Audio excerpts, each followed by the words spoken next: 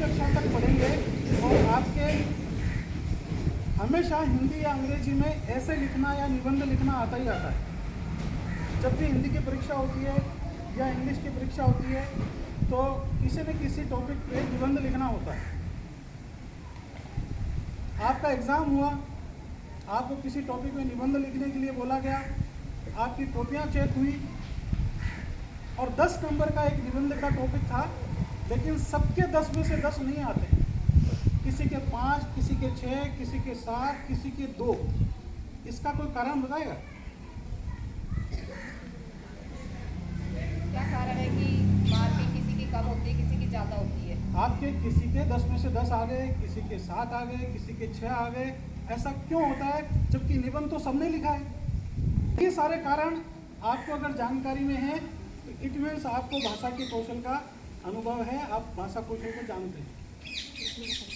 अभी इसी साक्षरता कौशल में, भाषा कौशल में एक नई चीज़ आई है, डिजिटल साक्षरता, सूचना साक्षरता, मीडिया साक्षरता।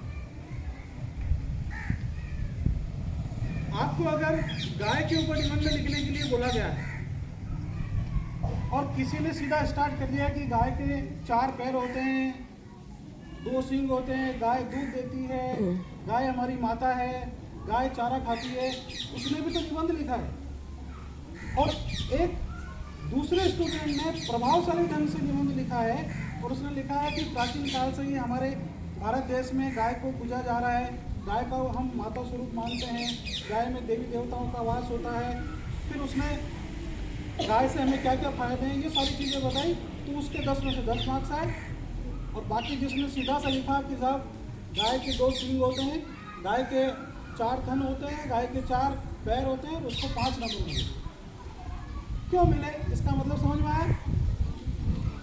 लेकिन उसको ये सूचना कहाँ से मिली जो उसने अलग से प्रभावी ढंग से उसको निबंध को बनाया? तो आजकल प्रौद्योगिकी का ज़माना है और प्रौद्योगिकी के ज़माने में यूट्यूब, बहुत सारी वेबसाइट्स, आपको ई लिटरेचर, ई बुक्स,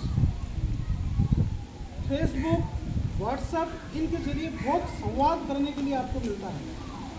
तो जिस बच्चे ने एक प्रभावी ढंग से निबंध को लिखा है, उसने यूट्यूब पे गाय के ऊपर पहले सर्च किया कि बाकी लोग निबंध में क्या लिखते हैं। उसको जो जो नई जानकारी मिली, जो स्कूल के अलावा उसको मिली, उसने उसको अलग से लिख लिया।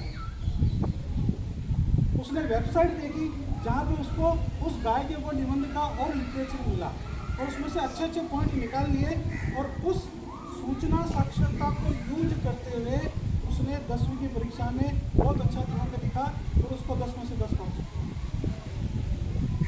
तो आजकल आप फोन, टीवी और इंटरनेट का इस्तेमाल, आजकल गांव में एक क्रांति आ गई, सबके पास इंटरनेट है, सबके पास मोबाइल है, तो उसका यूज अपने सदुपयोग के लिए करें।